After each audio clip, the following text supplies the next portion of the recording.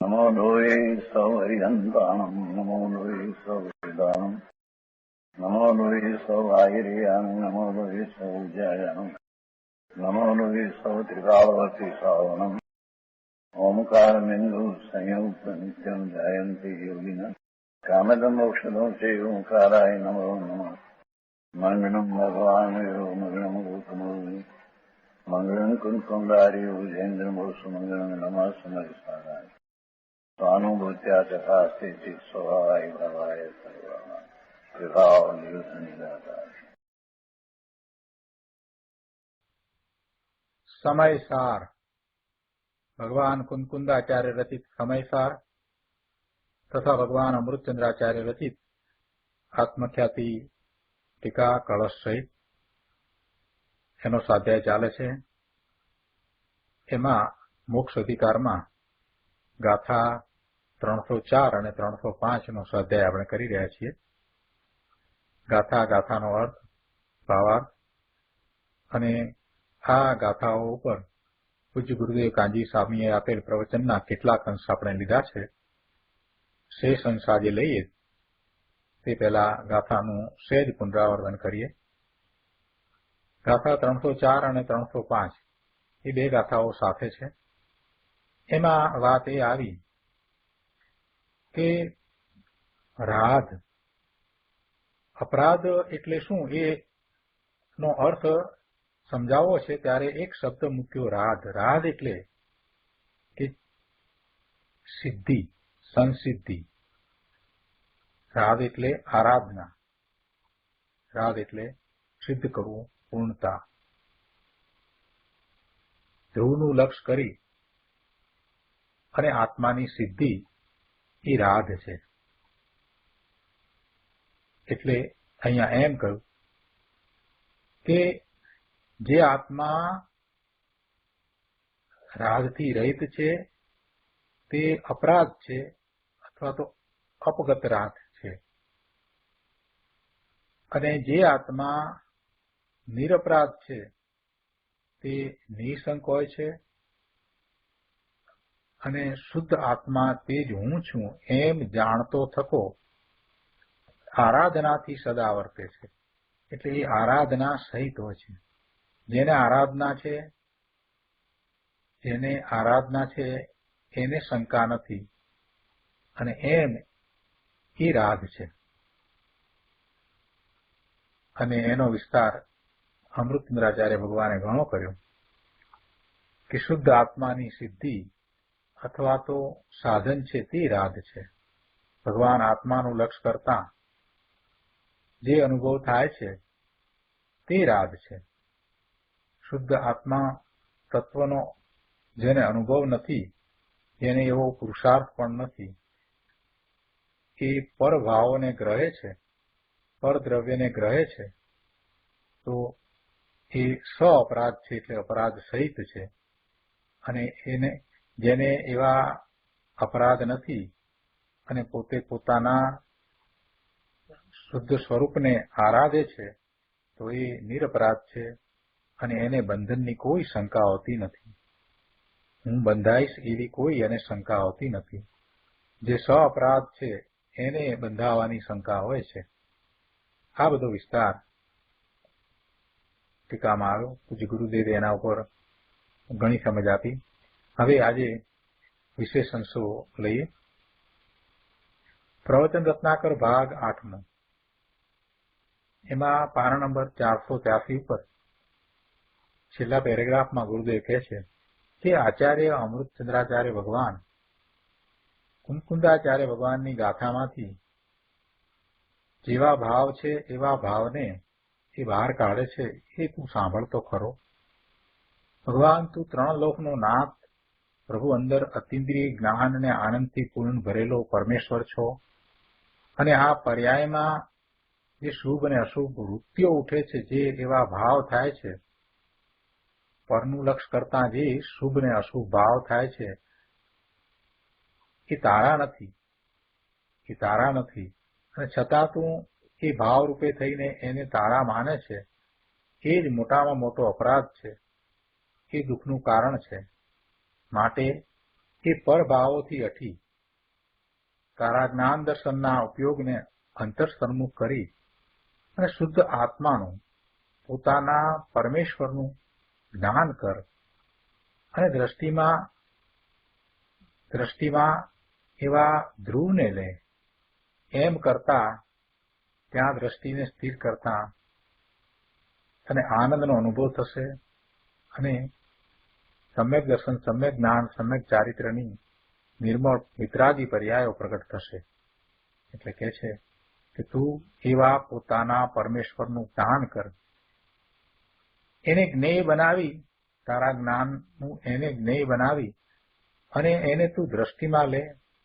ત્યાં જ સ્થિરતા કરીને ત્યાં અંતર રમણતા કર. શુદ્ધ સ્વરૂપના જ્ઞાન, શ્રદ્ધા અને રમણતા એટલે આચરણ, એ જ આત્માની સિદ્ધિ છે અને એ જ સાધકપણું છે. એ જ રાધ નામ આત્માની સેવા છે.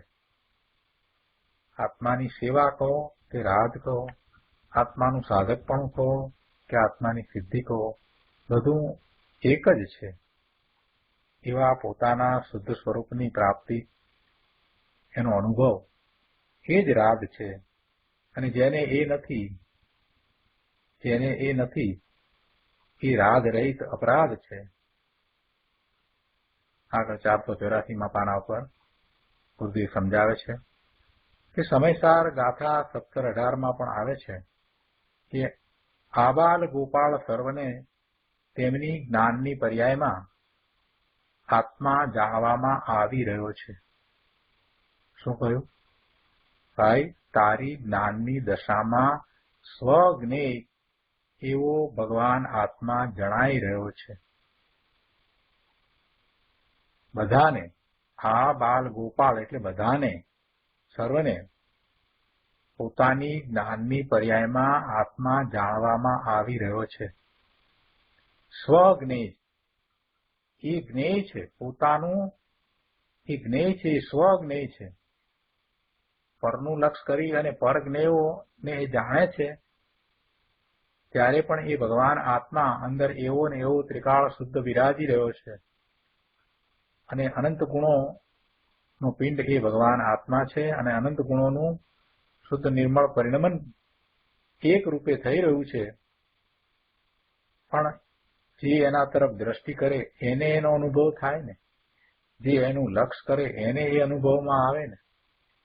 એનું લક્ષ કરતો નથી ને બહારમાં જ ફર્યા કરે છે, પરને જ જ્ઞેય બનાવે છે, તો એને ક્યાંથી એવો અનુભવ થાય? જે જાણે છે કે અંદરમાં ભગવાન આત્મા ત્રિકાળ જ્ઞાયક ચિન્માત્ર બિરાજી રહ્યો છે, જેને એનું મહાત્મા આવ્યું છે, જેને જીનેશ્વર ભગવાનની વાણીમાંથી એ તત્વ સમજાયું છે, જેને તીર્થંકર ભગવાનની વાણીમાંથી એ તત્વને એને ગ્રહ્યું છે, એ વાતને પકડી છે અને એવો જ પુરુષાર્થ કરી રહ્યો છે, એને એવો પોતાનો ભગવાન આત્મા અનુભવમાં આવે છે. એ જ એનું જ્ઞેય છે, સ્વજ્ઞેય છે. જ્ઞાનની દશામાં સ્વજ્ઞેય એવો ભગવાન આત્મા જણાઈ રહ્યો છે. કેમ કે જ્ઞાન તો સ્વ પર પ્રકાશક છે ને, તેથી અજ્ઞાનીને પણ એની જ્ઞાનની પર્યાયમાં આત્મા તો જણાઈ રહ્યો છે. પણ શું થાય? એની દ્રષ્ટિ એના ઉપર નથી. એ અજ્ઞાની કેમ છે? એ અજ્ઞાની એટલા માટે છે કે એની દ્રષ્ટિ આત્મા તરફ થઈ નથી અને એવા આત્માને એને જ્ઞેય બનાવ્યું નથી. પોતાના શુદ્ધ નિર્મળ સ્વરૂપને એને જ્ઞેય બનાવીને એને જાણવાનો પ્રયત્ન કર્યો નથી, માટે તે અજ્ઞાની રહી ગયો છે. અજ્ઞાની આ શાસ્ત્રોનું ભણતર નથી કર્યું એટલા માટે અજ્ઞાની રહી ગયો છે એમ નથી. જેને શાસ્ત્રનું ભણતર કર્યું છે એ પણ અજ્ઞાની રહી ગયા છે. અજ્ઞાની કેમ રહ્યો છે? કેમ કે સ્વજ્ઞેય પોતે ભગવાન આત્મા એની દ્રષ્ટિ કરી નહીં, એને જાણ્યો નહીં, એને અનુભવ્યો નહીં, માટે એવો એ અજ્ઞાની રહી ગયો છે. તેથી અજ્ઞાનીને પણ એની જ્ઞાનની પર્યાયમાં આત્મા જણાઈ રહ્યો છે, પણ એના ઉપર એની દ્રષ્ટિ નથી, એનું એ લક્ષ કરતો નથી. એની દ્રષ્ટિ બહાર, પરમાં, રાગમાં અને નિમિત્ત આદિ ઉપર છે. એ બહિરાત્મા છે, એ બહિર્દ્રષ્ટિ છે, બહિરાત્મદ્રષ્ટિ છે, અને તેથી તેને પરનું, શુભાશુભ ભાવનું, રાગાદિનું અસ્તિત્વ ભાસે છે. પણ જ્યારે એ જ પોતાના લક્ષને પલટાવીને, ગુલાટ મારીને અંદરમાં પૂર્ણ આનંદના અસ્તિત્વને દેખે છે, ત્યારે હું આવો શુદ્ધ ચિદાનંદ ઘન પ્રભુ આત્મા છું એમ એને આત્માની સિદ્ધિ, આત્માની પ્રાપ્તિ થાય છે. અને એ જ સાધક ભાવ છે, અને એ જ રાધ છે. એ જ સાધક ભાવ છે અને એ જ રાધ છે. હવે કે છે, જે આત્મા અપગત રાધ અર્થાત રાધ રહિત, રાધ વિનાનો, અપગત રાધ એટલે કે રાધ રહિત, રાધ વિનાનો હોય તે આત્મા અપરાધ છે. જો અહીંયા તો પ્રશ્ન એવો હતો કે અપરાધ એટલે શું, અપરાધનો અર્થ શું, અને એના ઉત્તરરૂપે આ બે ગાથા કહેવામાં આવી છે. એટલે જ્યારે અપરાધ સમજાવો છે તો પહેલા રાધ સમજાવ્યો કે રાધ શું, અને પછી જે રાધ રહિત છે એ જ અપરાધ છે એમ કહ્યું. શું કહ્યું? કે જે આત્મા રાધ રહિત એટલે કે શુદ્ધ ચૈતન્ય સ્વરૂપની સેવાથી રહિત છે, આત્માની સિદ્ધિથી રહિત છે, સાધકપણાથી રહિત છે, આત્માની સિદ્ધિથી રહિત છે, શુદ્ધ ચૈતન્ય સ્વરૂપની સેવાથી રહિત છે, સાધકપણાથી રહિત છે, તે અપરાધ છે. શુદ્ધ આત્માના જ્ઞાન, શ્રદ્ધાન અને આચરણથી રહિત છે, તે આત્મા અપરાધ છે. જેને સ્વરૂપનો અનુભવ થયો નથી, જે સ્વરૂપનો અનુભવ કરવા પ્રત્યે ઉલ્લાસિત થયો નથી, જેને પોતાના સ્વરૂપનું મહાત્મા આવ્યું નથી, જેને પરનું જ લક્ષ રહ્યા કરે છે, જેને શુભ અને અશુભ ભાવમાં જ રાચી રહેવું છે, એને જ પોતાનું કર્તવ્ય માને છે, શુભાશુભ ભાવને જ પોતાનું સર્વસ્વ માને છે, પોતાનો સ્વભાવ માને છે, પોતાનું સ્વરૂપ માને છે, પોતાનું અસ્તિત્વ એનાથી જ છે એમ જે માની રહ્યા છે એવા મૂઢ મિથ્યા દ્રષ્ટિઓ, એ બધા અપરાધ છે. આત્માના જ્ઞાન, શ્રદ્ધાન અને આચરણથી એ બધા રહિત છે. એમને એનું લક્ષ પણ કર્યું નથી એવા એ આત્મા પરદ્રવ્યને ગ્રહવાવાળા, પરભાવને ગ્રહવાવાળા, એ બધા અપરાધ છે. ગુરુદેવ એક અહીંયા સ્પષ્ટતા કરે છે, કહે છે કે જુઓ, કર્મનું એટલે નિમિત્તનું જોર છે માટે અપરાધી છે એમ નહીં.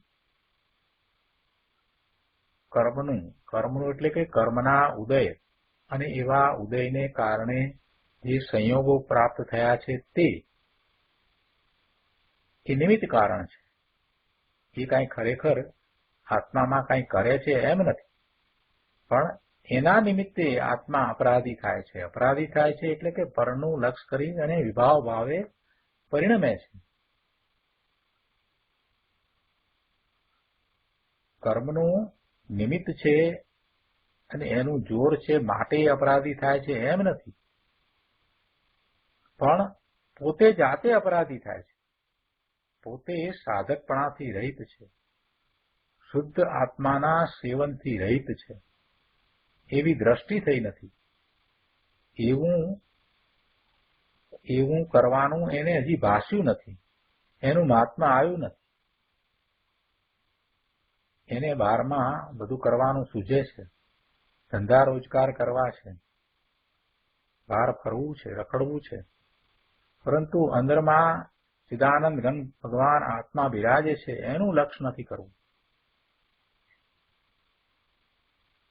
એને એમ છે કે હા હું કરું છું બીજું બધું એટલે બધું થાય છે.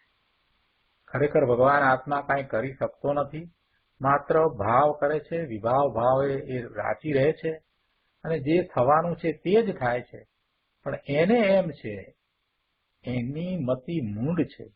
એટલે એને એમ થાય છે કે હું આ કરું છું માટે થાય છે. ગાડાની નીચે કૂતરું ચાલે અને એ એમ માને કે આ ગાડાનો ભાર બધો હું વાહું છું, ગાડાનો બધો ભાર હું ખેંચું છું.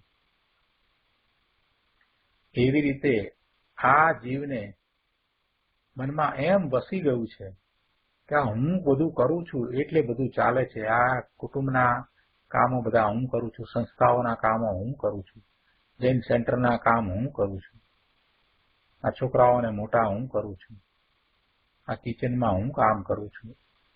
એમ એને ઊંધી માન્યતા થઈ ગઈ છે. એવી એને મૂઢતા વર્તે છે. મૂઢતા એટલા માટે કે જ્ઞાન કરતો જ નથી, પોતાના સ્વરૂપનું પોતાનું મહાત્મ્ય લાવતો નથી, એટલે મૂઢતા છે. પોતે ભગવાન આત્મા છે એનું લક્ષ્ય કરતો જ નથી, માટે એ મૂઢ છે. જે પોતાની સમીપમાં પડ્યું હોય એની અવગણના કરે અને એ પરભાવે વિભાવ ભાવે રહે, એ મોટામાં મોટી મૂંઢતા છે, બીજું શું છે? એટલે એવી મૂંઢતા એ કરી રહ્યો છે કે બધા કાર્યો હું કરું છું. ખરેખર આત્મા કાંઈ કરી શકતો નથી. જે થાય છે પરદ્રવ્યોના જે કાર્યો થાય છે એ પરદ્રવ્યના એના પોતાના કારણે થાય છે. એમાં આ આત્મા કાંઈ કરતો નથી, પણ એ વિચાર જ નથી કરતો. આખું જીવન એમાં પૂરું કરી નાખે છે કે હું કરું છું, હું આમ કરીશ, હું તેમ કરીશ. અરે ભાઈ, તું કાંઈ કરી શકતો જ નથી. એક તણખલાના 2 ટુકડા કરવાની પણ તારામાં તાકાત નથી. પરના કાર્યો કરવામાં તું કાંઈ કરી શકે એવો નથી. તું ભગવાન આત્મા છો. અનંત વીર્ય, અનંત આનંદની વાત કરી, એ બધું તારામાં ભર્યું પડ્યું છે, પણ એ કાંઈ પરનું કાર્ય તને કરવા દે એમ નથી. તારામાં જે વીર્ય ઉલસી રહ્યું છે એ તો તને તારામાંથી આવતા આનંદનો અનંતકાળ સુધી અનુભવ કરાવે એવું વીર્ય છે. એ તો તને અનંતકાળ સુધી શાંતિ કરાવે એવું વીર્ય છે. પણ એવા વીર્ય દ્વારા તું પરનું કાંઈ કામ કરી શકે એમ નથી. ભગવાન આત્મા પરનું ક્યાં કાંઈ કરી શકે? છતાંય એને એવી ઊંધી માન્યતા અંદરમાં ભરાઈ ગઈ છે. એટલે એ સ્વરૂપનું લક્ષ્ય કરતો જ નથી અને એવો મૂંઢ વર્તે છે. અને આવા સ્વરૂપનું લક્ષ્ય નહીં કરતા, પરભાવે વર્તતા આત્માને અપરાધ કહ્યો છે. એ રાગ રહિત છે માટે અપરાધ છે. અને એવા અપરાધ સહિત છે એટલે સા અપરાધ છે, એટલે એમને બંધાવાની શંકા પણ છે. અને એ બંધાય જ છે. એમને ભવના ભ્રમણ થાય જ છે, 4 ગતિમાં રખડવું થાય જ છે. અહીંયા અપરાધની વાત ચાલે છે એટલે આગળ કહે છે કે અથવા જે ભાવ રાગ રહિત હોય તે ભાવ અપરાધ છે. બીજી રીતે જરાક વાત કરી. જો પહેલા એમ કહ્યું કે જે આત્મા રાગ રહિત છે તે અપરાધ છે. પહેલા શું કહ્યું કે જે આત્મા રાગ રહિત છે તે અપરાધ છે. હવે બીજો અર્થ અહીંયા કર્યો છે કે જે ભાવ રાગ રહિત હોય તે ભાવ અપરાધ છે. એ ભાવને અપરાધ કર્યો. પહેલા આત્માને અપરાધ કર્યો, અહીંયા બીજો અર્થ કર્યો, એમાં એ ભાવને અપરાધ કર્યો. અને આગળ કહે છે એ બીજી વાતને સમજાવતા કે તે ભાવ અપરાધ છે એમ જે કહ્યું, તો પહેલા એમ કહ્યું હતું કે જે આત્મા રાગ રહિત છે તે અપરાધ છે, અને હવે એમ કહ્યું કે જે ભાવ રાગ રહિત છે તે અપરાધ છે. ગુરુદેવ કહે છે કે જે ભાવ વડે શુદ્ધ આત્માનું સેવન ન થાય, જે ભાવ વડે શુદ્ધ આત્માનું સેવન ન થાય, સેવન કહો કે આશ્રય કહો, જે ભાવ વડે શુદ્ધ આત્માનો આશ્રય ન થાય તે રાગાદી ભાવ સર્વ અપરાધ છે. અને જેનો ભાવ અપરાધ છે તે આત્મા અપરાધ છે. જેને એવો ભાવ છે, અપરાધનો ભાવ છે, એ આત્મા અપરાધ છે. આગળ કહે છે કે તે અપરાધ સહિત જે આત્મા વર્તતો હોય તે આત્મા સા અપરાધ છે. આત્મા તો શુદ્ધ ચૈતન્ય પ્રભુ આત્મા છે, શુદ્ધ છે, પૂર્ણ છે. પરંતુ જે આત્મા પોતાના શુદ્ધ ચૈતન્યની સન્મુખતાનો અનાદર કરનાર એવા પુણ્ય પાપ આદિ રાગ ભાવમાં વર્તે છે તે અપરાધ સહિત છે. પોતે દ્રવ્ય તરીકે તો શુદ્ધ છે, ચૈતન્ય મહાપ્રભુ છે, પરંતુ પોતાના એવા ચૈતન્ય શુદ્ધ સ્વરૂપની સન્મુખતા કરતો નથી, એનો આદર કરતો નથી, અને એવા ચૈતન્યનો અનાદર કરવાવાળા જે પુણ્ય પાપના ભાવ છે, એ રાગના ભાવ છે, એવા પુણ્ય પાપના શુભાશુભ ભાવમાં રાગાદિમાં જે વર્તે છે તે શા અપરાધ છે, એટલે અપરાધ સહિત છે, ગુનેગાર છે. પ્રત્યેક આત્મા અંદરમાં તો અતિન્દ્રિય આનંદ સ્વરૂપ ભગવાન સ્વરૂપે અંદર સદા વિરાજી રહ્યો છે. દરેક આત્મા ભગવાન છે, સિદ્ધ સમાન છે, અને અતિન્દ્રિય આનંદ સ્વરૂપે બિરાજી રહ્યો છે. અતિન્દ્રિય આનંદ સ્વરૂપે છે, છતાંય એ અતિન્દ્રિય આનંદનો અનુભવ કેમ થતો નથી? આ શાસ્ત્રોનો અભ્યાસ આપણે કર્યો, આટલો સ્વાધ્યાય કર્યો, અને આ વાત તો ઘણી વાર આવી કે ભગવાન આત્મા તો આનંદ સ્વરૂપ છે, અને એમાંથી જે આનંદ આવે એ તો ઇન્દ્રિયોની અપેક્ષા વિના, ઇન્દ્રિયોની મદદ વિના અતિન્દ્રિયપણે અનુભવાય એવો છે. તો પછી આપણને વિચાર આવવો જોઈએ ને કે મને કેમ એવો અતિન્દ્રિય આનંદનો અનુભવ નથી થતો? આટલા વર્ષોથી સ્વાધ્યાય થઈ રહ્યો છે, આટલું જાણ્યું છતાંય મને કેમ એવા અતિન્દ્રિય આનંદનું વેદન નથી આવતું? અંદરમાં ભગવાન આત્મા સદાય એવો આનંદ સ્વરૂપ બિરાજી રહ્યો છે, તો મને કેમ એ આનંદનું વેદન નથી થતું? એવો વિચાર થવો જોઈએ ને. જો એવો વિચાર થશે તો એવો પુરુષાર્થ ઉપડશે, અને જો એવો પુરુષાર્થ ઉપડશે તો જરૂરથી એવી સિદ્ધિ પણ થશે. જેને પોતાના સ્વરૂપનો અનુભવ કરવો છે એ કરીને જ રહે છે. જેને પોતાના સ્વરૂપનું મહાત્મા આવ્યું છે એ એવા સ્વરૂપના દર્શન કરીને જ રહે છે. અનંત જીવો એ રીતે પામ્યા છે. એ રાજમાર્ગ છે. એ કઈ કોઈએ બનાવેલો નવીન માર્ગ નથી. પણ હજી અંદરમાંથી જ એ ઉમળકો આવ્યો નથી. અંદરમાંથી જ એ એવો ઉલ્લસિત થયો નથી કે ઓ ભગવાન આત્મા હું, એમ જ્યાં સુધી થયું નથી. અને માત્ર એ શાસ્ત્રનો અભ્યાસ કરે છે તો એથી કાંઈ થતું નથી. શાસ્ત્રનો અભ્યાસ એનું પ્રયોજન પોતાના સ્વરૂપની પ્રાપ્તિનું છે, બીજું કાંઈ નથી. અજ્ઞાનીને આ વાત નહીં બેસે. ભગવાન આત્મા અંદર સદા આનંદ સ્વરૂપે વિરાજી રહ્યો છે, આ વાત અજ્ઞાનીને નથી બેસતી. કેમ કે એ મૂઢતા કરીને રહ્યો છે. એને એનું લક્ષ્ય કરવું જ નથી. એને બહારમાં જ રાચી રહેવું છે.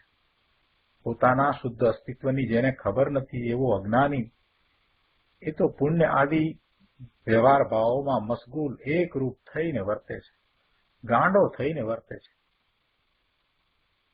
પરનો કર્તા થઈને વર્તે છે, વિભાવ ભાવનો કર્તા થઈને વર્તે છે, મિથ્યાત્વ સહિત વર્તે છે.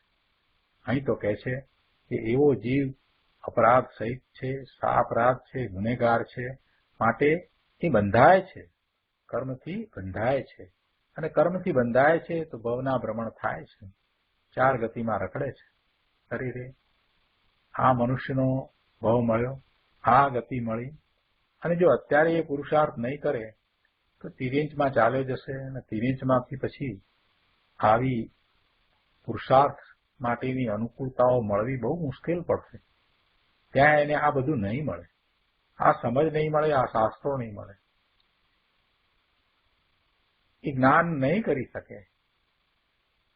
તિર્યંચના ભાવમાં સમ્યક દર્શન થાય આપણે એમ કહીએ છીએ, પણ એ તો પૂર્વે જે કરીને આવ્યા છે ને, સહેજ માટે જે અટક્યા હતા એમને થાય છે. કઈ તિર્યંચના ભાવમાં કઈ એ શરૂઆત કરે ને સમ્યક દર્શનનો પુરુષાર્થ કરી શકે ને એમ કઈ બનતું નથી. અત્યારે આટલી અનુકૂળતાઓ છે, આટલા શાસ્ત્રો મળ્યા છે, આટલી સમજ મળી છે, ત્યારે પણ એ સમ્યક દર્શન પ્રગટ નથી કરી શકતો તે તિર્યંચના ભવમાં જઈને તો શું કરવાનો હતો? આટલી બધી અનુકૂળતાઓની વચ્ચે પણ જો એ પોતે પુરુષાર્થ કરીને સમ્યક દર્શન નથી કરી શકતો, તો પછી આનાથી વધારે અનુકૂળતાઓ બીજી કઈ હશે કે જ્યારે એને સમ્યક દર્શન થાય? દેવના ભવમાં પણ મુશ્કેલ છે પ્રભુ. દેવના ભવમાં જે સંયોગો પ્રાપ્ત થયા છે, જે અનુકૂળતાઓ પ્રાપ્ત થઈ છે, એમાં એ મોહમાં એટલું લાંબુ આયુષ્ય છે, એને ક્યારે પૂરું કરી નાખે છે એની ખબર પડતી નથી. ઓછામાં ઓછું 10,000 વર્ષનું આયુષ્ય. પણ જે મળ્યું છે અને બીજાઓને જે મળ્યું છે એની તુલના કરી અને એ દુઃખી થઈ જાય છે. પેલાને આટલું મળ્યું ને મને આટલું મળ્યું. આસક્તિ, તેઓને ખૂબ આસક્તિ હોય છે, એમાં એ દુઃખી થઈ જાય અને એમાં એ હજારો લાખો વર્ષનું આયુષ્ય પણ એમ જ પૂરું કરી નાખે છે.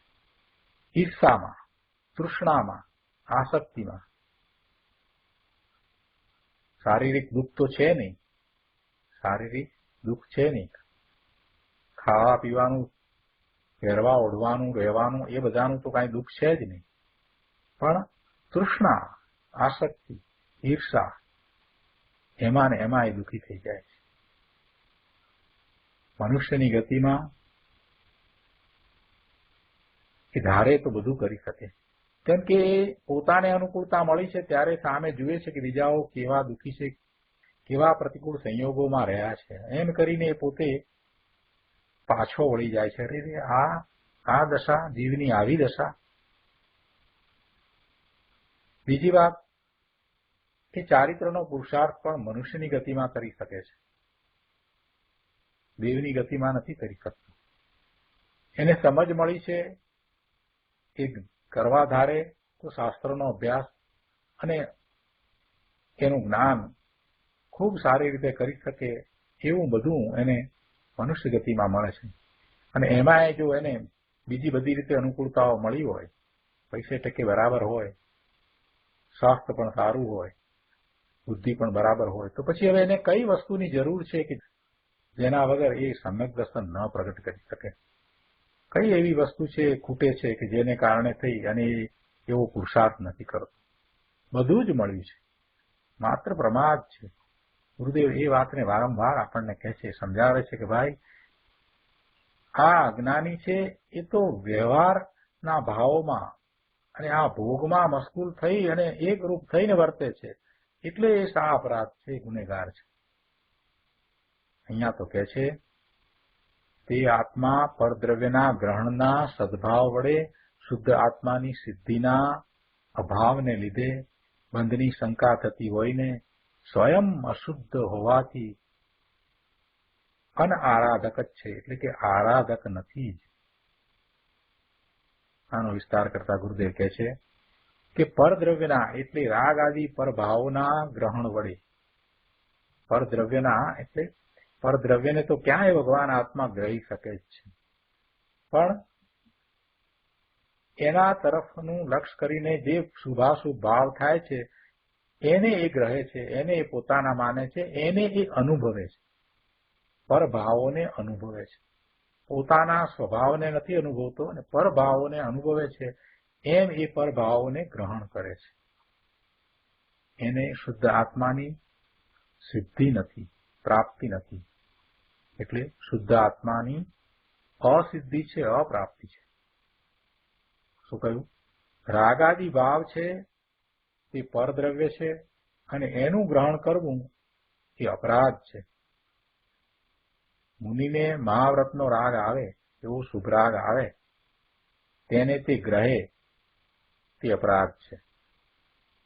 કેટલાક લોકો મહાવ્રત આદિને ચારિત્ર અને ધર્મ માને છે, પણ ભાઈ મહાવ્રત આદિના પરિણામ તે શુભ ભાવ છે અને તે પુણ્યબંધનું કારણ છે. અને એ શુભ ભાવ એ આત્માનો ભાવ નથી, સ્વનો ભાવ નથી, એ સ્વનો ભાવ નથી, એ સ્વના લક્ષ્ય થતો ભાવ નથી, પરના લક્ષ્ય થતો ભાવ છે. મહાવ્રત આદિમાં એમાં પરનું લક્ષ્ય છે. આત્માનું લક્ષ થતા તો એને શુદ્ધ ભાવ થાય, વિતરાગી પરિણામ થાય છે, પણ મહાવ્રત આદિના પરિણામ તો શુભ છે. એ તો પુણ્યબંધનું કારણ છે. એટલે એ પરદ્રવ્ય છે, અને એવું એ પરદ્રવ્ય હોવાથી તેનું ગ્રહણ કરવું તે પણ અપરાધ છે. એના સ્થાને એને સ્વનું ગ્રહણ કરવું જોઈએ. પોતાનો ત્રિકાળ જ્ઞાયક ભાવ છે એને ગ્રહીને એમાં જ લીનતા કરવાનો પુરુષાર્થ આદરવો જોઈએ. પછી આગળ વધીને એમાં જ એને સ્થિરતા કરવી જોઈએ. એવું નહીં કરતા જો એ શુભ ભાવમાં જ રહ્યો છે, મુનિ છે, અને છતાં પણ જો માત્ર મહાવ્રતની જ સભાનતા હોય અને શુદ્ધ ભાવનું લક્ષ પણ ન કરે, ધ્યાનમાં, નિર્વિકલ્પ ધ્યાનમાં પોતાના સ્વરૂપને અનુભવવાનો પ્રયત્ન ન કરે, એના સ્થાને માત્ર વ્રતના પરિણામ છે એને જ ધર્મ માનીને રહે, તો એ શુભભાવનું ગ્રહણ એટલે પરદ્રવ્યનું ગ્રહણ એ અપરાધ છે. એવા શુભભાવને કારણે એને દેવની ગતિ જરૂરથી થશે, અરે 9મી ગ્રહિક સુધી જશે, પરંતુ સમ્યક દર્શન વિના એ પાછો પડશે. ત્યાંથી નીકળીને મનુષ્ય કે તિર્યંચમાં જશે, અને સમ્યક દર્શન વિના ભવના ભ્રમણ કરશે. એટલે ગુરુદેવ કહે છે કે આ વાત સમજવી બહુ અઘરી છે. શુભ ભાવથી આગળ વધીને શુદ્ધ ભાવ છે. શુભ ભાવ એ કાંઈ ધર્મ નથી. શુભ અને અશુભ ભાવ તો એ અનાદિનો કરતો આવ્યો છે, એમાં એ કાંઈ નવીન કરતો નથી. અનાદિથી શુભ ભાવને ધર્મ માનીને તો એ રખડ્યો છે. હવે જો એને મુક્ત થવું હોય તો એનાથી જુદો ભગવાન આત્મા ત્રિકાળ જ્ઞાયક છે, જેનું લક્ષ કરતા જે વિતરાગી પરિણામ થાય છે તે શુદ્ધ ભાવ છે, અને એ જ ધર્મની શરૂઆત છે. એ એને કરવાનું છે. આગળ કહે છે કે મહાવ્રત આદિના પરિણામ ભગવાન આત્માની ચીજથી અન્ય ચીજ છે, જુદી વસ્તુ છે, તેથી તે પરદ્રવ્ય છે, અને તેને ગ્રહવું, સેવવું તે અપરાધ છે. જો આનો અર્થ સમજવામાં જરાક ધ્યાન રાખવા જેવું છે. કોઈ એમ સમજી લે કે અહીંયા તો આ મહાવ્રત આદિને અપરાધ કયા. ના, મહાવ્રત આદિને અપરાધ નથી કયા. મહાવ્રતના પરિણામ જે છે એ ભગવાન આત્મા થી જુદા છે એમ કહેવું છે. જે પરિણામ થયા એ પરિણામ એ પુણ્યબંધનું કારણ છે, એટલે એ ધર્મ નથી. ધર્મ એટલે મુક્તિનું કારણ નથી, અને એને મુક્તિનું કારણ માનવું, એને ગ્રહવું, એને અપરાધ કયો છે. મહાવ્રતના પરિણામ જે છે એ બંધનું કારણ છે, પુણ્યબંધનું કારણ છે. એને પુણ્યબંધનું જ કારણ સમજવું એ શુભ ભાવ છે. એ બંધનું કારણ છે તો બંધનું કારણ જ જાણવું અને શુદ્ધનો પુરુષાર્થ કરવો, એમ અહીંયા તો કહેવું છે. મહાવ્રતને છોડી દેવાની વાત નથી. મહાવ્રતના પરિણામ છે એ આત્માથી જુદી ચીજ છે, એટલે એ આત્માનો સ્વભાવ નથી. એ પરના લક્ષ્ય થતા આ પરિણામ છે. એટલે મહાવ્રત ખરાબ છે, ખોટા છે એમ નથી કહેવું, પણ મહાવ્રતને કારણે, એની સભાનતા છે એને કારણે એવો વિકલ્પ છે, ત્યારે જે ભાવ થાય છે એ બધા ભાવ છે તે શુભ ભાવ છે, અને એ શુભ ભાવને કારણે પુણ્યનો બંધ પડે છે. એ દ્વારા મુક્તિ થતી નથી, એમ અહીંયા તો સમજાવવું છે. એટલે જો કોઈ એવા પરિણામને ગ્રહે, એટલે કે એવા પરિણામને ધર્મ માને, એવા પરિણામને સેવે, એવા પરિણામનો આશ્રય કરે. સેવવું એટલે આશ્રય કરવો. આશ્રય કરવો એટલે કે એને જ ધર્મ માની અને એમાં રાચી રહેવું, તો એ અપરાધ છે. અપરાધ છે એટલે એ રાધ નથી. રાધ કોને કહ્યું? પોતાના નિજ શુદ્ધ સ્વરૂપની દ્રષ્ટિ કરીને એવા નિર્મળ શુદ્ધ સ્વરૂપને અનુભવવું, એને રાધ કહ્યું. અને એનાથી વિપરીત આવા મહાવ્રત આદિના જે શુભ ભાવ છે એને ગ્રહવા, એને સેવવા, એ રાધ નથી પણ અપરાધ છે. એ રાધ રહિત દશા છે. અપરાધનો અર્થ પહેલા કરી દીધો છે. અહીંયા અપરાધ એટલે શું એ સમજાવ્યું છે, અને પછી અહીંયા ગુરુદેવે આ વાત કરી છે કે મુનિરાજ ભાવલિંગી સંત પણ ક્રમે આવી પડેલ એવા શુભભાવને અપરાધ જ જાણે છે, એટલે કે એ રાગ નથી, એ રાગ રહિત દશા છે.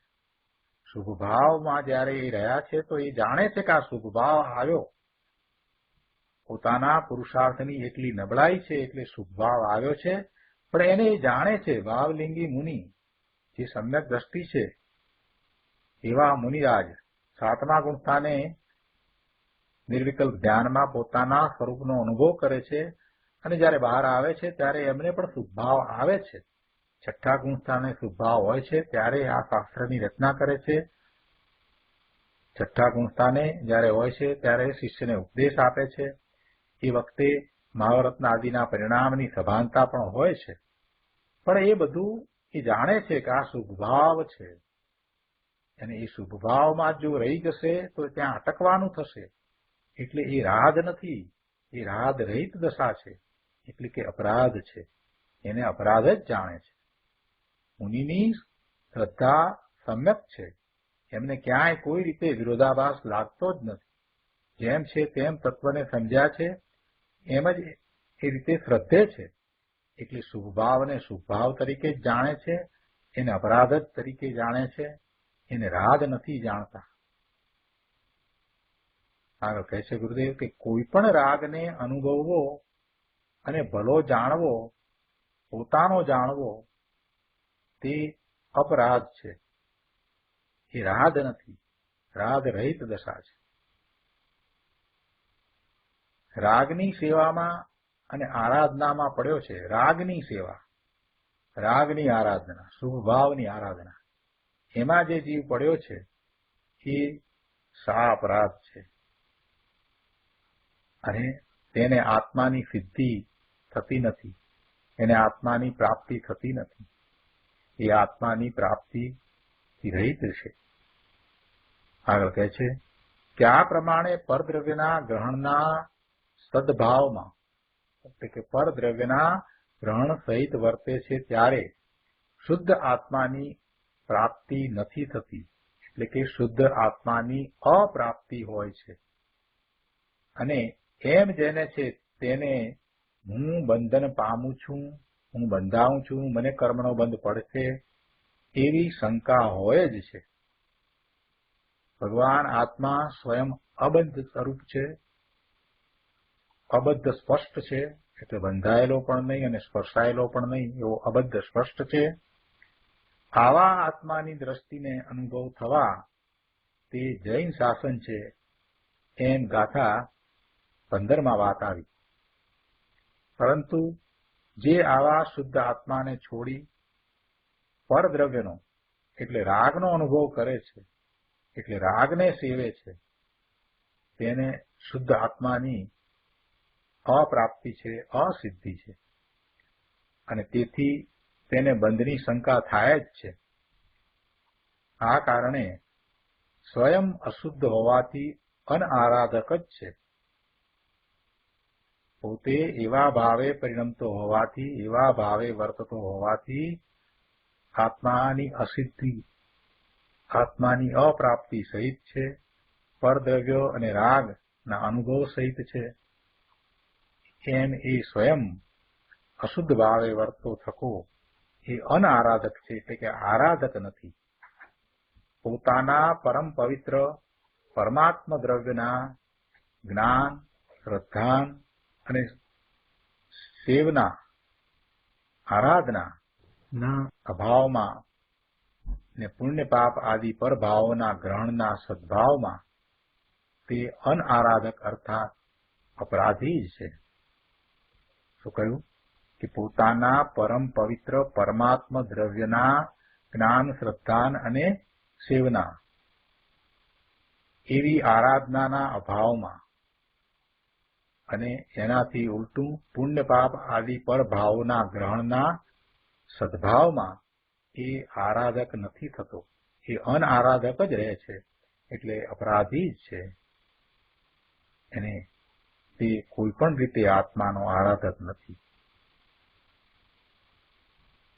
આગળ 486માં પાના ઉપર કહે છે, બીજા પેરેગ્રાફમાં, કે હવે કહે છે કે અને જે આત્મા નિરપરાધ છે તે અપરાધ રહિત છે, નિરપરાધ છે, તે એટલે કે જેને પરદ્રવ્યને ગ્રહણ કર્યું નથી એવો એ નિરપરાધ છે, તે સમગ્ર પરદ્રવ્યના પરિહાર વડે શુદ્ધ આત્માની સિદ્ધિના સદભાવને લીધે તેને શુદ્ધ આત્માની સિદ્ધિ થઈ છે. એટલે શુદ્ધ આત્માની સિદ્ધિનો એને સદભાવ છે, એને લીધે એને બંધની શંકા નથી, એ બંધની શંકાથી રહિત છે. ઉપયોગ જ જેનું એક લક્ષણ છે એવો એક શુદ્ધ આત્મા જ હું છું એમ નિશ્ચય કરે છે, અને એમ નિશ્ચય કરતો થકો શુદ્ધ આત્માની સિદ્ધિ જેનું લક્ષણ છે એવી આરાધનાથી સદાય વર્તતો હોવાથી આરાધક જ છે. ટીકાની આ વાતને વધારે વિસ્તારપૂર્વક સમજાવતા ગુરુદેવ આરાધનાની વાત અહીંયા કરે છે. કહે છે કે જોયું, જે નિરપરાધ છે તેને સમગ્ર પરદ્રવ્યના પરિહાર વડે શુદ્ધ આત્માની સિદ્ધિનો પ્રાપ્તિનો સદભાવ છે. ધર્મી જીવને સમસ્ત પરદ્રવ્ય પરભાવો રાગાદી ભાવો એનો પરિત્યાગ હોય છે, એના પરિત્યાગની ભાવના છે, અને તેને શુદ્ધ આત્માની સિદ્ધિનો સદભાવ છે.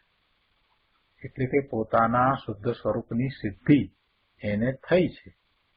શું કહ્યું કે ધર્મી જીવના જ્ઞાન, શ્રદ્ધા અને આચરણમાં સમગ્ર રાગના પરિહાર વડે એક શુદ્ધ આત્મા જ વર્તે છે, એને શુદ્ધ આત્મા જ અનુભવમાં આવે છે. ધર્મી જીવ એક શુદ્ધ આત્મામાં જ લીન સ્થિર છે, અને તેથી તેને બંધની શંકા થતી નથી. એને બંધની શંકા થતી નથી. સ્વરૂપના શ્રદ્ધા, જ્ઞાન અને આચરણના સદભાવમાં તેને બંધની શંકા ક્યાંથી થાય? એટલે કે ન જ થાય. ધર્મી જીવને તો અંતરંગમાં આ નિશ્ચય થયો છે કે ઉપયોગ લક્ષણ એક શુદ્ધ આત્મા જ હું છું. ઉપયોગ લક્ષણ જ્ઞાન દર્શનના ઉપયોગ એવા લક્ષણ સહિત શુદ્ધ આત્મા જ હું છું. નાયક ચૈતન્ય એવા લક્ષણ સહિત શુદ્ધ આત્મા જ હું છું. રાગાદી વ્યવહાર તે હું નહીં. રાગાદી અને પરદ્રવ્યનું એટલે બંધનું લક્ષણ છે એ હું નહીં. રાગાદી તો પરદ્રવ્યનું એટલે બંધનું લક્ષણ છે. એ કોઈ રાગાદી રૂપ હું નથી. એ બંધ મારું સ્વરૂપ નહીં. હું તો મુક્ત સ્વરૂપ છું. માર્ગ તો આ એક જ છે. આવો માર્ગ છે, પણ એને એની દ્રષ્ટિ કરીને એને પ્રાપ્ત કરવાનો પ્રયત્ન કર્યો હોય તો એ પકડાય ને, તો એ હાથ આવે ને. શુભ રાગ, શુભ ઉપયોગ પણ પરદ્રવ્ય છે, અને તેને ગ્રહણ કરવો, સેવવો એ તો અપરાધ છે, એ મિથ્યા ભાવ છે, અને પોતાનું સ્વરૂપ છે એનું લક્ષ કરી અને અતિન્દ્રિય આનંદનો અનુભવ કરવો એ શુદ્ધ ભાવ છે. એ પોતાનો ભાવ છે, એ પોતાના સ્વરૂપની પ્રાપ્તિ છે, એ સ્વાનુભૂતિ છે. અને એવી સ્વાનુભૂતિ એ જ સમ્યક દર્શન છે, સમ્યક જ્ઞાન, સમ્યક ચારિત્ર છે. અને એને 8 વર્ષની કુમારિકા બાલિકા પણ જ્યારે પ્રગટ કરે છે ત્યારે એને ચોથું ગુણસ્થાન હોય છે. એને પણ ચોથું ગુણસ્થાન હોય છે. અને એ વખતે એને પણ એમ જ માન્યતા હોય છે કે હું તો માત્ર જાણન દેખન સ્વભાવી સદા ઉપયોગ સ્વરૂપી આત્મા છું, અને આ પુણ્ય પાપના ભાવો મારાથી ભિન્ન છે. આટલી બધી વાત કરી એટલે કોઈએ પ્રશ્ન કર્યો છે અહીંયા કે તો ઠીક, પણ આ બધી સ્ત્રી, પુત્ર, પરિવાર ને આ બીજા કામ ધંધા ને આ બધી લપ જે બધું, અને આ દેહ, આ બધાનું શું કરવું? એનું શું કરવું? આ બધું કહો છો એ વાત તો સમજ્યા, પણ હવે એ બધું તો છે, એના સહિત છીએ ને. આ શરીર છે, અને શરીરના કારણે બધા સંબંધો છે, સ્ત્રી છે, પુત્ર છે, પરિવાર છે, અને એ બધાનું પાલન પોષણ કરવાનું છે. આ જોબ છે, ને ધંધા છે, ને ઘર છે, ને કાર છે, ને કોમ્પ્યુટર છે, ને આ બધાનું શું કરવું? એ બધાને ક્યાં નાખવા? એવો પ્રશ્ન કર્યો કે દેહાદીને ક્યાં રાખવા? ગુરુદેવે બહુ સરસ જવાબ આપ્યો છે. બધાને આવા પ્રશ્ન થાય કે વાત તો સમજાય છે, પણ હવે અમને સંસારીને તો પછી શું થાય, આમ જ હોય ને. ઘણા લોકો એવો પ્રશ્ન કરે છે કે આ બધું બરાબર છે, પણ અત્યારે અમારી આ દશાની અંદર અમારે શું કરવું, એ વાત કરો ને. એમ જ પ્રશ્ન મોટાભાગના લોકો કરે છે કે મારી આ વર્તમાન સ્થિતિમાં મારે શું કરવું જોઈએ. આ તમે જે વાત કરી એ વાત સમજ્યા, પણ હવે અમારે આમાં શું કરવું, એટલે કે અમને આ બધું છે ત્યારે શું કરવું, અમારે રોજિંદા આ બધા કામો હોય છે ત્યારે અમારે શું કરવું. બધા કામોને પોતાના માને, બધાને પોતાના માને એટલે જ આ પ્રશ્ન થાય. એ બધાને પોતાથી જુદા માને તો કોઈ પ્રશ્ન નથી, એમાં કોઈને દૂર કરવાનો પણ સવાલ ઉપસ્થિત થતો જ નથી. ક્યાં એ બધું તારું છે, માન્યતા કરીને બેઠો છે, માન્યતા કરીને બેઠો છે, એથી કંઈ તારું થઈ જતું નથી. માન્યતામાં ફેરફાર કરને કે આ જેટલા જીવો મારી સમીપમાં છે એ બધા ભગવાન આત્મા છે, અને જેટલા પદાર્થો સંયોગને કારણે મને મળ્યા છે એ સંયોગી ચીજ છે, એ મારી નથી. એ સંયોગ પૂરો થતા એનો વિયોગ થવાનો છે, તે થશે. એટલે બધાનું સમાધાન આવી ગયું, જીવનું અને નિર્જીવનું બંનેનું સમાધાન આ જ છે, બીજું કાંઈ નથી. જેટલા જીવ છે એ બધાને પોતાની સમીપમાં આવ્યા છે તો બધાને ભગવાન આત્મા માનવા, સિદ્ધ સમાન માનવા.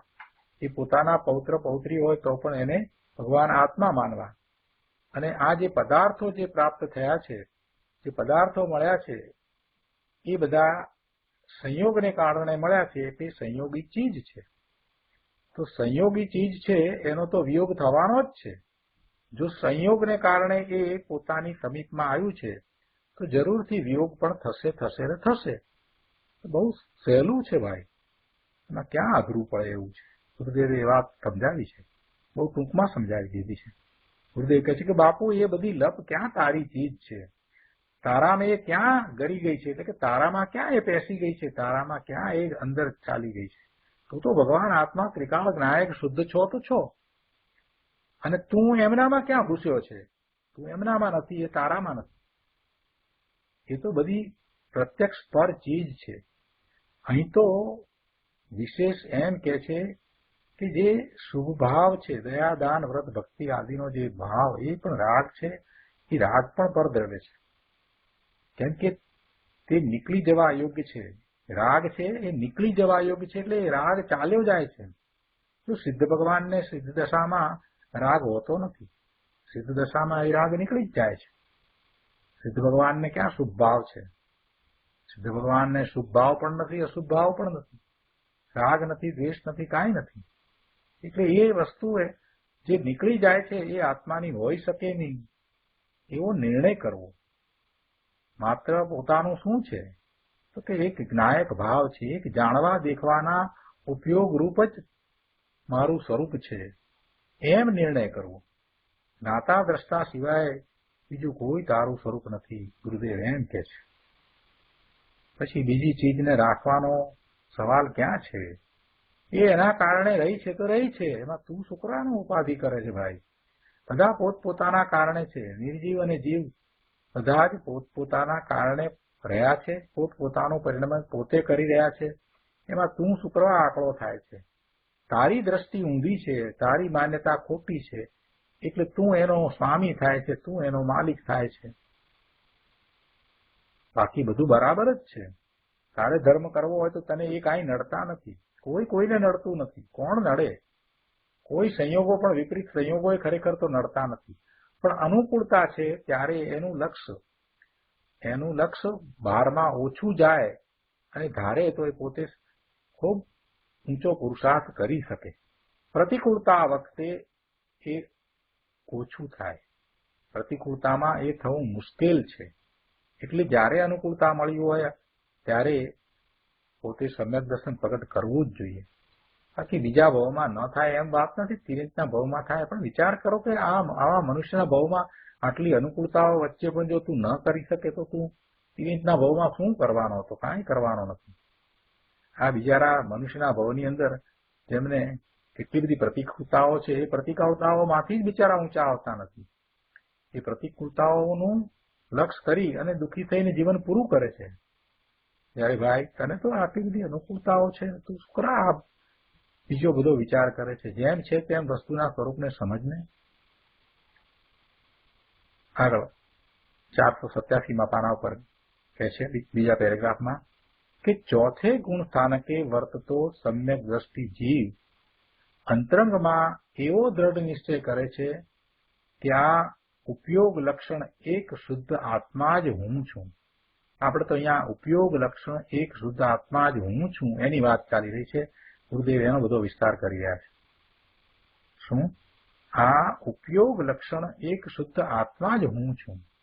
ઉપયોગ લક્ષણ તો કોનું છે? ચૈતન્યનું લક્ષણ છે. જ્ઞાન દર્શનનું લક્ષણ છે તે ઉપયોગ લક્ષણ છે. એટલે એવો ચૈતન્ય શુદ્ધ આત્મા જ હું છું. ઉપયોગ લક્ષણ એક શુદ્ધ આત્મા જ હું છું એમ કહેતા હું ચૈતન્ય મહાપ્રભુ છું એવો અર્થ થાય છે. લૌકિકમાં જેને ધર્મ માને છે તે શુભરાગ મારું લક્ષણ નથી. મારું લક્ષણ શું છે? મારું લક્ષણ તો ચૈતન્ય લક્ષણ છે. લૌકિકમાં ગમે તે માનો, રાગ આદિ ભાવો કદીએ મારા છે જ નહીં. હું તો પરમ પવિત્ર શુદ્ધ એક ઉપયોગ લક્ષણ જીવ છું, ભગવાન આત્મા છું. આવા આત્માના જ્ઞાન શ્રદ્ધાન સહિત ધર્મી પુરુષ સદાય આત્માની આરાધના પૂર્વક વર્તે છે. સ્વરૂપની આરાધના કરે છે. સ્વરૂપની આરાધના આમ કરે છે, પોતાને શુદ્ધ ઉપયોગ લક્ષણ આત્મા તરીકે ગ્રહે છે, અનુભવે છે અને એમ જ આગળ પુરુષાર્થ કરે છે. એ જ આરાધના છે, બીજી કોઈ આરાધના નથી. આ બહારમાં તપ થાય એ કઈ આરાધના નથી. લોકો એને આરાધના માને છે. અરે એ તો આત્મામાં ક્યાં થાય છે? શરીરમાં ખોરાક ના આવવો એટલે કઈ આરાધના થઈ જાય છે? શરીરમાં ખોરાક આવવો કે ના આવવો એ એના કારણે શરીરથી જુદો ભગવાન આત્મા પોતે છે અને પોતે પોતાના સ્વરૂપનું લક્ષ કરીને એને અનુભવે છે. એ આરાધના છે. જેને એવી આરાધના હોય એને પછી બાહ્યમાં શરીરમાં ઉપવાસ આદિ વ્રત હોય ત્યારે એને એમ ઉપચારથી આરાધના કહેવાય. પણ સ્વરૂપનું લક્ષ્ય જ થયું નથી, આત્માને જાણ્યો જ નથી, પોતાના સ્વરૂપની ખબર જ નથી અને માત્ર ખોરાક ન લે એટલે આરાધના થઈ જાય એમ તો બને નહીં. અહીંયા આગળ વાત કરે છે કે દ્રષ્ટિના વિષયમાં જેને પોતાનો પૂર્ણ પરમેશ્વર પ્રભુ આત્મા વર્તે છે તે જીવ આરાધક છે. જો બહુ સરસ વાત નથી. દ્રષ્ટિના વિષયમાં પોતે ભગવાન આત્મા છે, જ્ઞાન કરવાવાળો છે અને જ્ઞાન કરે છે તો એના જ્ઞાનની પર્યાય જેનું લક્ષ કરે છે એને એ જાણે છે. એટલે પોતે પોતાના જ્ઞાન દર્શનના ઉપયોગને ધ્રુવ તરફ લઈ જાય છે. શુદ્ધ નિશ્ચય નહીંથી જેવું આત્માનું સ્વરૂપ છે એવા સ્વરૂપ તરફ દ્રષ્ટિ કરે છે. એવો એ દ્રષ્ટિનો વિષય છે. એ પરિપૂર્ણ છે, શુદ્ધ છે, ત્રિકાળ શુદ્ધ છે. એનું એ લક્ષ કરે છે. એ દ્રષ્ટિનો વિષય છે અને એનું જયારે લક્ષ કરે છે ત્યારે એનો અનુભવ એને અતિન્દ્રિયપણે આનંદ રૂપે થાય છે. એમાંથી એને સુખનું વેદન થાય છે. એ સુખના વેદન તરીકે એ અનુભવમાં આવે છે. લક્ષ ત્રિકાળી નાયકનું કરે છે અને જે અનુભવમાં આવે છે એ અનુભવનારી પર્યાય શું અનુભવે છે? એ પર્યાય એ પોતાને આનંદ રૂપ અનુભવે છે, અલૌકિક આનંદ રૂપ વેદે છે. અને એમ જે કરી રહ્યો છે એ આરાધના કરી રહ્યો છે, એ આરાધક છે. તેને જ આત્માનું સેવન કરનાર સાધક કહેવામાં આવે છે. એ જ આત્માનો સાધક છે. શુદ્ધ ઉપયોગમય જ હું છું એમ જેને અંતરંગમાં દ્રઢ શ્રદ્ધાન થયું છે. દ્રઢ શ્રદ્ધા, એવી શ્રદ્ધા કે કોઈ એને બદલી શકે નહીં એવી શ્રદ્ધા. અનુભવ થયો છે ને એટલે એવી શ્રદ્ધા થાય છે, કોઈ બદલી શકે નહીં. શુદ્ધ ઉપયોગમય જ હું છું. હું માત્ર જ્ઞાન કરું છું, બીજું કાંઈ નથી. મારો ઉપયોગ શુદ્ધ છે. શુદ્ધ ઉપયોગમય જ હું છું એમ જેને અંતરંગમાં દ્રઢ શ્રદ્ધાન થયું છે તે સદાય આરાધક છે. કોઈ વાર દ્રવ્યનો આશ્રય અને કોઈ વાર રાગનો આશ્રય હોય એવું કાંઈ ધર્મીનું સ્વરૂપ હોતું નથી. ધર્મીને તો નિરંતર એક શુદ્ધ આત્મદ્રવ્યનો જ આશ્રય હોય છે. આત્મદ્રવ્યની જ સેવા છે. એનો જ એ આરાધક છે. એનો જ એ અનુભવ કરનારો છે. ફરીથી આ વાત કરી એટલે કોઈએ પ્રશ્ન કર્યો કે તો શું વ્રત, તપ, ભક્તિ, પૂજા ઇત્યાદિ ધર્મીને હોતા જ નથી? આમ કહ્યું ને કે શુદ્ધ આત્મદ્રવ્યનો જ આશ્રય હોય છે, એનો જે આરાધક છે, એવી બધી વાત થઈ એટલે કોઈ આવો પ્રશ્ન કર્યો કે તો પછી ધર્મીને આ વ્રત, તપ, ભક્તિ, પૂજા નથી હોતા? ગુરુદેવ કહે છે કે કોણ કહે છે કે નથી હોતા? ધર્મીને પણ એવા વ્રત, તપ, ભક્તિ, પૂજા બધું હોય જ છે. ધર્મી છે, સમ્યક દ્રષ્ટિ છે, એના જ વ્રત, તપ, ભક્તિ, પૂજા છે એ સાચા છે. બાકી અજ્ઞાની મિથ્યા દ્રષ્ટિના તો વ્રત, તપ, ભક્તિ, પૂજા છે એમાં કાંઈ ભલીવાર નથી. એટલે ધર્મીને, જ્ઞાનીને એવા વ્રત, તપ, ભક્તિ, પૂજા આદિ હોય ને હોય જ છે. જેમ જેમ એની અંતરંગ દશા ઊંચી આવતી જાય છે તેમ આ વ્રત, તપ, ભક્તિ, પૂજા ઇત્યાદિ જે છે એ પણ ઉત્કૃષ્ટ પ્રકારે થાય છે અને એને કારણે એને ઉત્કૃષ્ટ પુણ્યનો બંધ થાય છે. એને ચક્રવર્તી પદ અને તીર્થંકર પદ ની પ્રાપ્તિ થાય એવા ઉત્કૃષ્ટ પુણ્યનો બંધ થાય છે. એટલે એ બધું હોય જ છે.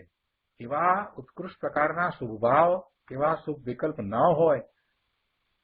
હોય તો પછી તીર્થંકર નામ ગોત્ર ક્યાંથી બંધાય? આ ચક્રવર્તી પદ ક્યાંથી પ્રાપ્ત થાય? આ દેવલોકની ઊંચી દશા ક્યાંથી પ્રાપ્ત થાય? એટલે એ બધું તો હોય જ છે. એના કારણે બંધ પડે છે, પુણ્યનો બંધ પડે છે. પણ એ કાંઈ ધર્મ નથી. અને ધર્મી, જ્ઞાની, સમ્યક દ્રષ્ટિ એને ધર્મ માનતા નથી. એ એનો પુરુષાર્થ છે એમ એ માનતા નથી.